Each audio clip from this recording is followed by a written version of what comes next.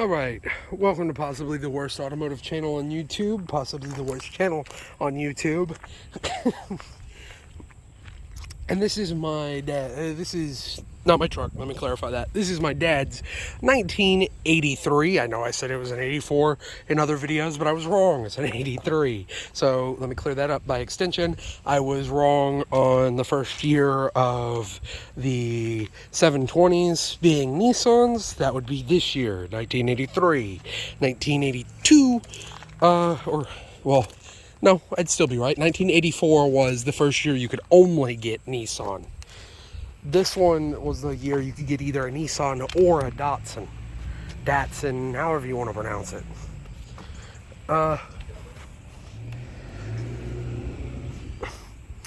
And I'm just going to go over everything that's wrong with this truck. I know I've done this video before, but it was a couple of months ago, and it was a terrible, horrible, shaky mess, and it was super dirty, and it was on jack stands. Now it's a little bit cleaner. It's about as clean as it'll get, because this is actually, as bad as it is, a work truck. It's a terrible work truck. And before you ask, we don't use that one right there because that one's out of commission, and also it's not ours. It was my grandfather bought that truck brand new in 1995. He's replaced it, so he let us borrow it, and it was a work truck that he used. So he let my dad borrow it, and now it's leaking coolant from one of the freeze plugs. Hopefully the block isn't ruined. But the video's not about that. I was just explaining that before. Somebody goes, well, yeah, why doesn't he use the old Chevy right there?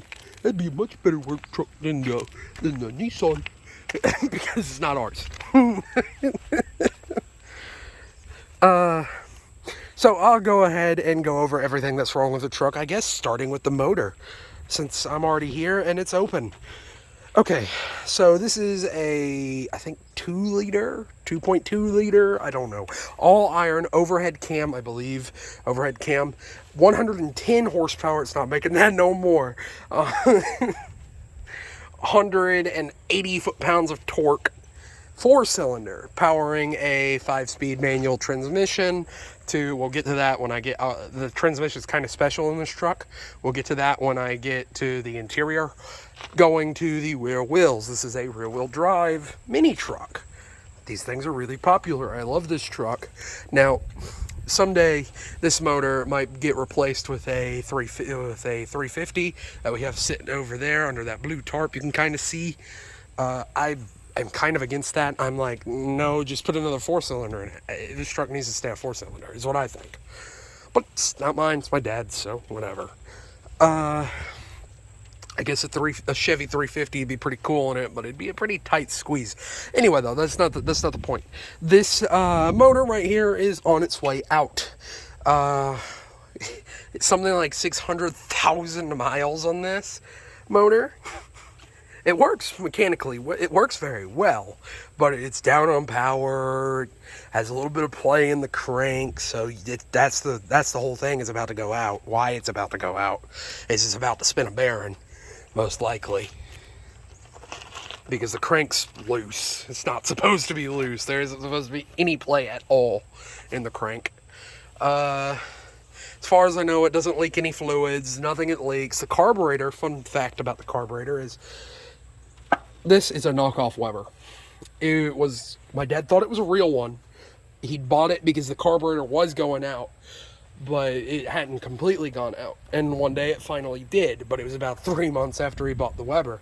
So he goes to put the Weber on, and then after it done got put on, about a year later, he's like, I wonder if that's a real one.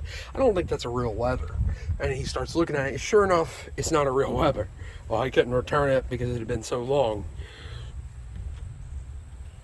But other than that, the engine bay and everything in here is pretty sound. Other than the motor's on its way out. It's a pretty serious issue, but this truck could get fixed. These trucks are getting harder to find, and he loves this little truck. It'd get fixed. It might sit forever, but it'd get fixed. I'll put the hood down at the end of the video. Or really, here I go. I plan on probably starting it, let you know, show you it runs. You're gonna get a little shaky because I'm closing the hood, and I'll get to why the hood was open when I get to the interior. Before, I didn't just pop it and do an interior before I did the hood. Now we'll do the exterior of the truck. As you can see, it is a magnitude of rust, black, and orange. The orange is actually the original color. The black is a powder coat that the person my dad bought this truck off of like years ago. I think it was like 12 years ago, 9 years ago he bought this truck. And it looks pretty much identical to when he bought it. Because it was lowered already. He didn't lower it. It was lowered that way, which I'll get to that after I explain the cosmetics. You can see it's a magnitude of that color, so those colors right there. That's because respray. Now, all the rust is just surfaced, minus this one spot, and the underneath is actually pretty good on this truck. There is no, it's all surface rust underneath, so there's really not that much underneath the truck. Of course, you could tell it's missing the badging. We got the badging. My dad got it from a junkyard we go to that he gets parts for this truck from that are cheaper there. And I get parts from my Cadillac every now and then that are cheaper there, or when the Cadillac was running. As you can see, the wheels are a little dirty and scratched up. They're Frontier wheels. I really think they should be replaced with some actual true aftermarket. Put some like BBS's on it or something. I'd leave it ratty, but put some BBS's on it. Be in contrast, but I guess it looks good with these on there. As you can see, it's missing a door handle. Does still lock. It's missing the door handle. The bumper's a little beat up. The grill you can move. The windshield's got a crack in it. It's got a Monster Energy logo because very cool. It's missing the lock on the fuel door. There's a lot of stuff wrong with this truck. And some bad Bondo where another one of the things used to be. One of the Nissan badges, that's going to get replaced. So, I guess while I'm out here, before I go in the interior, this truck, it was not lowered properly. It was lowered fine, but it wasn't lowered properly. All they did essentially was they removed all the springs out of the rear and they cut the ones in the front and put some lowering blocks on the leaf springs in the rear to lower it and get it as low as it is. It's a pretty low truck. Oh, it's missing the rear bumper, but oh, and that mirror. But yeah, it's a pretty low truck. It's a cool truck that's been fixed. It used to have a broken tail right there. So I guess I'll go and show you the interior. Now you'll notice something first off. The bench seat. The bench seat is broken, but this was never supposed to be in this truck. It was originally had buckets, but the dude that my dad bought it from replaced it for whatever reason, we don't know. And it's missing an entire door card. He's probably going to get some interior for it sometime soon. From that same junkyard, because the interior in that junkyard wasn't bad. It's missing the bucket seats in the rear. Now it's just a bunch of miscellaneous supplies and stuff he has got back there. It's missing the column cover.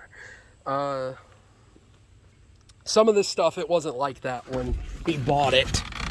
Now, the center console was like that when he bought it. The glove box was still on. Glove box is in this truck somewhere, or in the house I'm working on. We cleaned it out. And the steering wheel he bought and replaced. This is actually a pretty decently rare steering wheel after I looked it up. This is an option on one of the upper trim ones. This one was not. This one was fairly bare bones when whoever bought it knew. And yeah, the transmission. Let me get to that. This is a 5-speed manual Nissan transmission, obviously, but the gearing in it are out of a 240 because this transmission originally leaked all the gear oil out and tore all the truck gears up. It tore all the truck gears out of it. It tore all the truck gears out of it, and we were given a 240, so he had to do a bell housing swap. So it's a 240 transmission with a 720 bell housing. Radio's aftermarket. AC doesn't work. Heater doesn't work. Nothing but the roll-up windows work. And this one, look, you got a vice grip special. It's like 1,000 degrees, so I'm not closing the door when I start it. Now let me see if I can't remember how to start a manual. I'm not gonna lie. You can call me a fake car guy, but I've only ever driven stick like a couple of times. Everything I've owned has been manual except for a 1990 Geo Metro. So if I can't get it to start, then you'll just have to take my word for it.